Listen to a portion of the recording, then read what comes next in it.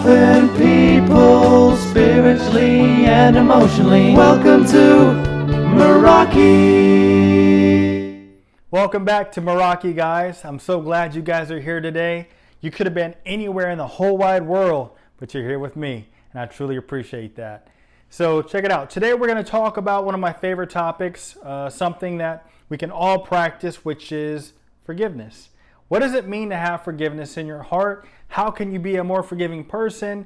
And how can we let go of things that have offended us so that our friends and family members and loved ones aren't beholden to the idea of unforgiveness? This is a very deep topic because there are a lot of people who don't truly know how to forgive. And when I think about forgiveness and what I learned as a young man and how to be more forgiving, I recall watching a documentary. It's called End of the Spear. Check it out. It's a Christian story.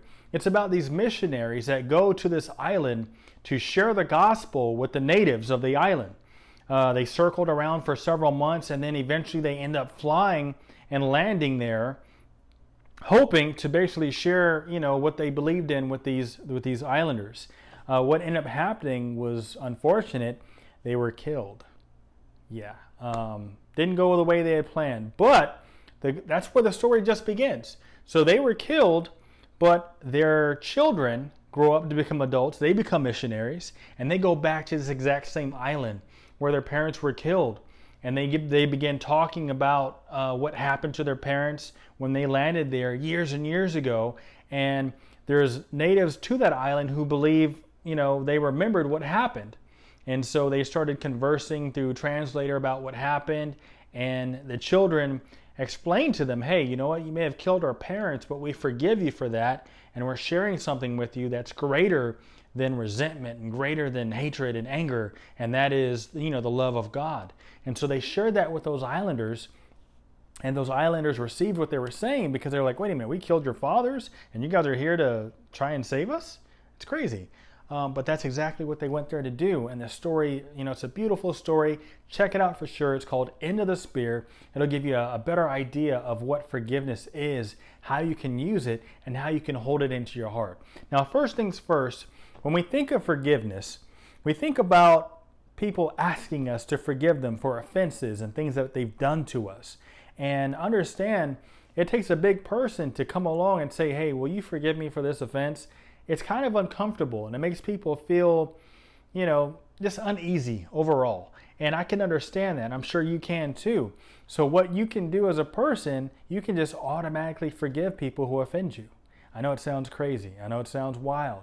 But understand, holding unforgiveness in your heart will only make it difficult for you. And it basically traps you into this place of ugliness. You have this ugliness that you're holding because you're upset of what your friend did, about what your cousin did, or your wife, your husband, boyfriend, or your girlfriend. And so you're walking along, you're carrying this heavy baggage, and it doesn't serve you. It doesn't serve your relationship either. So why not just let it go? You can. You have the power to do that. And what you can do is start practicing today. It's saying, you know what? Whatever's happened, I want to let you know that I forgive you.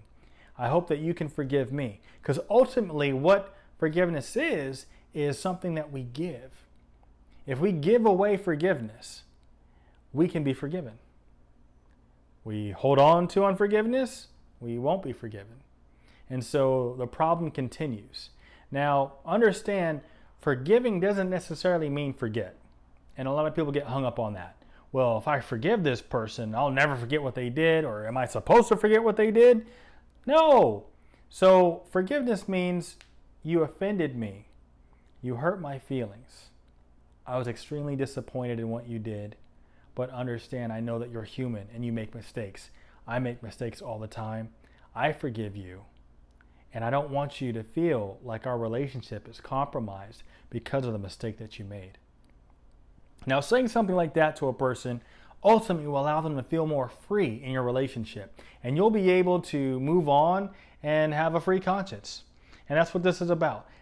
Being able to live freer and happier and sustaining our relationships that are important to us only fulfill us in the end. So When you forgive someone, you let go of that offense. You do not hold on to it and use it as ammunition at a later time. There are people who do that, but that's not forgiveness, that's something else. I don't know what you call that, but it's not forgiveness.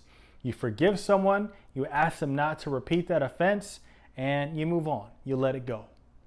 That's important. I said, living free, without burden, without feeling like you're beholden to someone is a terrible thing. Ultimately, it's going to hurt your relationship. So you let it go. Forgive, be forgiven, and move forward. That's how we live more freely. That's how we can live with more passion. Let's go Meraki. And as always, remember this one thing. Love wins.